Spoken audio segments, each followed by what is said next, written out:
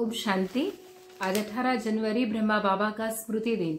तो विशेष बाबा हम बच्चों को आज क्या कहते हैं? तो आज बाबा कहते हैं कि मुक्ति के लिए याद की यात्रा बहुत जरूरी है और जीवन मुक्ति के लिए रचना के आदि मध्य अंत को जानना अर्थात पूरे 84 के चक्र को जानना बहुत जरूरी है। बाबा ने हम बच्चों को आज पुण्य और पाप की गहन गति बताई है। पुण्य क्या है? सबसे बड़ा पुण्य है बाप को याद करना और दूसरों को भी याद दिलाना, सेंटर खुलना, तन मन धन से दूसरों की सेवा में लगाना, यह है पुण्य। संगदोष में आकर व्यर्थ चिंतन पर चिंतन में अपना समय बर्बाद करना, यह है पाप। अगर कोई पुण्य करते करते पाप कर लेते हैं तो की कमाई सारी खत्म हो जाती है। जो कुछ भी पुण्य किया वह सब खत्म हो जाता है, फिर जमा के बदले ना हो जाती है।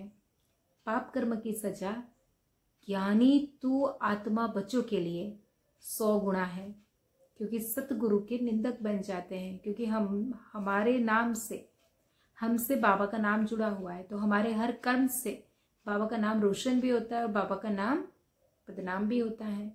इसलिए बाप शिक्षा देते हैं, मीठे बच्चे कभी भी पाप कर्म नहीं करना, विकारों की चोट खाने से बचकर रहना। बाबा का बच्चों के लिए बहुत स्नेह है।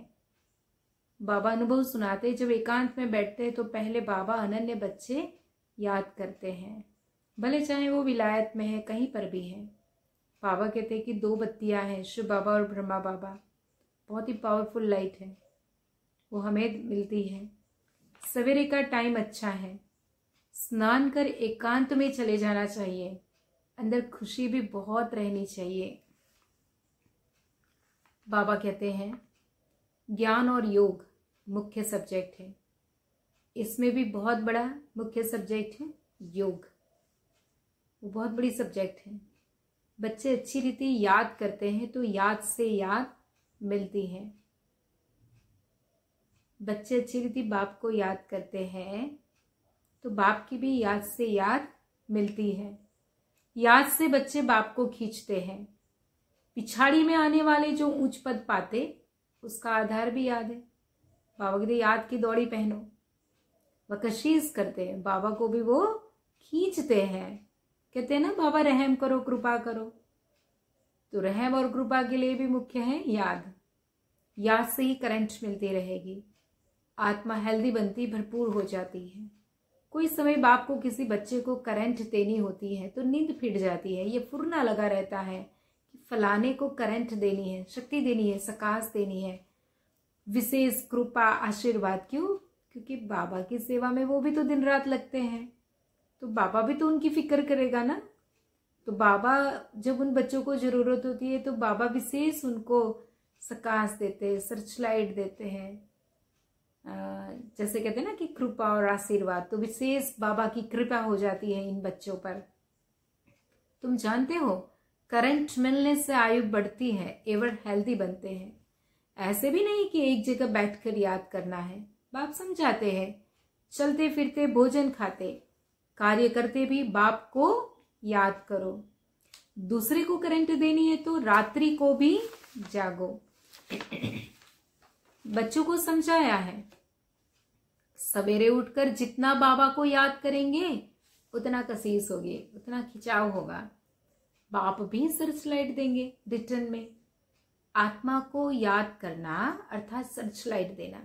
किसी भी आत्मा को हम याद करते हैं योग में बाबा के सामने, तो उनको विशेष बाबा से सर्चलाइट जाती है और इसको ही कृपा व आशीर्वाद कहेंगे।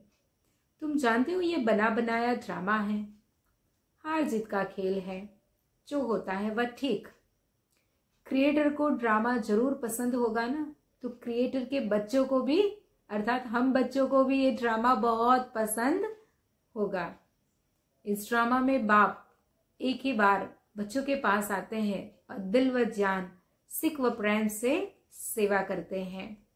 सतयुग में बाबा कहते हैं कि मनुष्यों को, फिर जानवरों को, सबको आपस में बहुत प्यार होता है। तो बाबा कहते तुम बच्चों को यहाँ मास्टर प्यार का सागर बनना है और ये संस्कार हमारे अविनाशी हो जाए। कभी किसी बच्चे का गुस्से का आवाज सुनते हैं तो बाप शिक्षा देते हैं, बच्चे गुस्सा करना ठीक नहीं है, इससे तुम भी दुखी होंगे, दूसरों को भी दुखी करेंगे। बाप सदा काल का सुख देने वाले हैं, तो बच्चों को भी बाप समान बनना है, एक दो को कभी दुख नहीं देना है।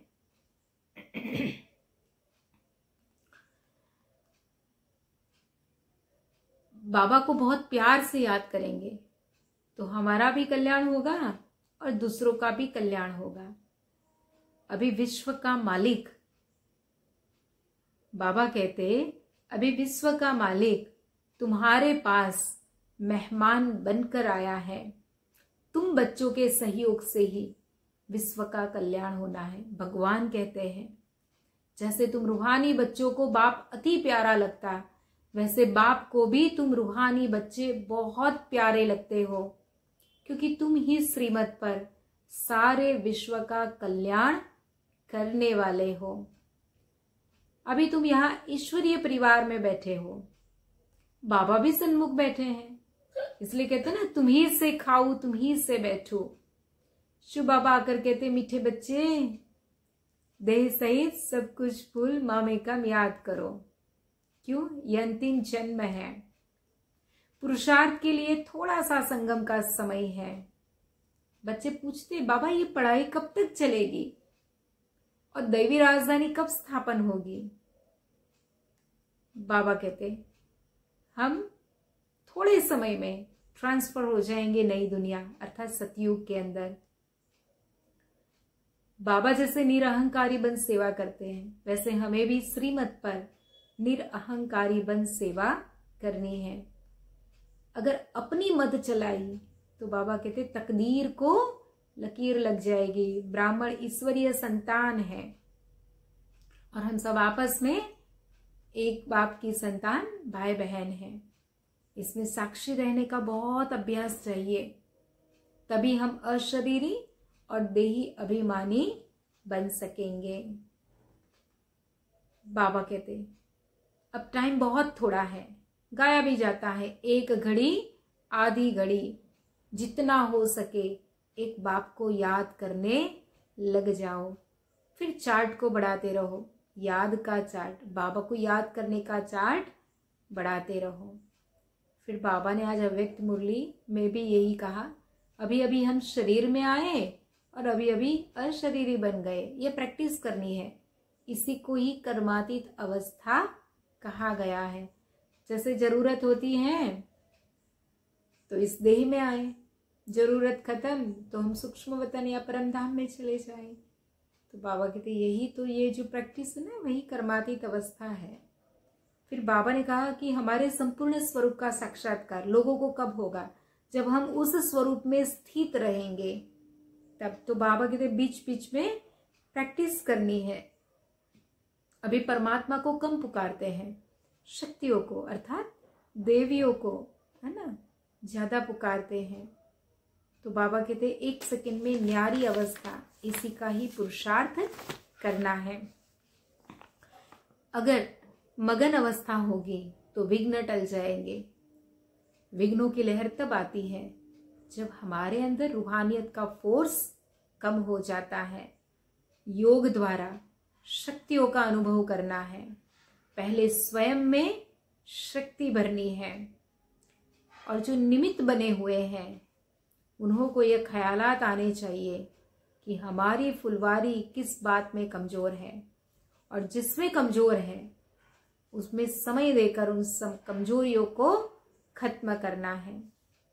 रात रात को भी समय निकाल आत्माओं को सकाश भरने की सर्विस चलती थी। साकार बाबा के टाइम अभी विशेष सकाश देने की सर्विस करनी है, अर्थात योगदान।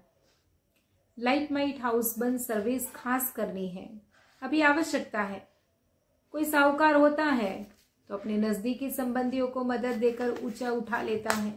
वैसे बाबा कहते हैं वर्तमान समय जो भी कमजोर आत्माएं संपर्क और संबंध में है उन्हों को भी विशेष सकाश देनी है।